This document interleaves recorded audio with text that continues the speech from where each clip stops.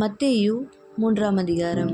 அந்நாட்களில் யோவான் ஸ்நானன் யூதேயாவின் வனாந்திரத்தில் வந்து, மனம் திரும்புங்கள், பரலோக ராஜ்யம் சமீபித்திருக்கிறது என்று பிரசங்கம் பண்ணினான்.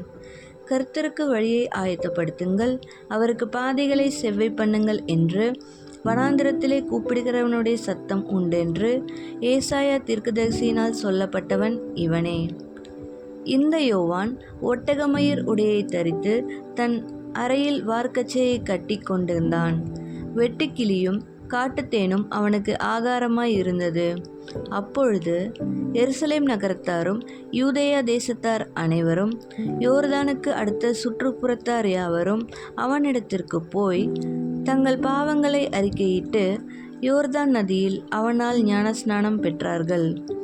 பரிசேயரிலும் சதுசேயரிலும் அநேகர் தன்னிடத்தில் ஞானஸ்நானம் பெறும்படி வருகிறதை அவன் கண்டு, விரியன் பாம்பு குட்டிகளே, வருங்கோபத்துக்கு தப்பிக்கொள்ள உங்களுக்கு வகை காட்டினவன் யார்?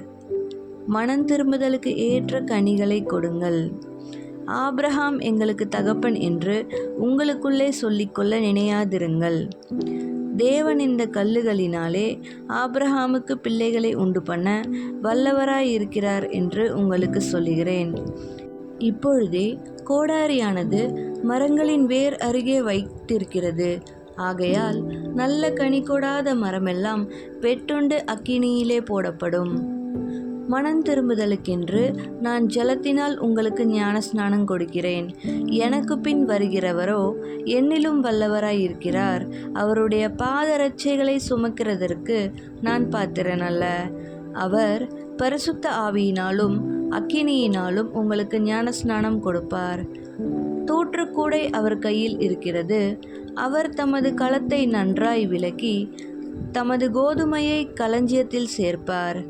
பதரையோ அவியாத அக்கினியினால் சுட்டெரிப்பார் என்றான்.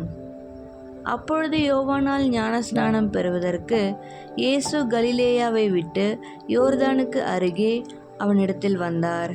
யோவான் அவருக்கு தடை செய்து, நான் உம்மாலே ஞானஸ்நானம் பெற வேண்டியதாயிருக்க நீர் என்னிடத்தில் வரலாமா என்றான். இயேசு அவனுக்கு பிரதியுத்தரமாக, இப்பொழுது இடங்கொடு, இப்படி எல்லா நீதியையும் நிறைவேற்றுவது நமக்கு ஏற்றதாயிருக்கிறது என்றார்.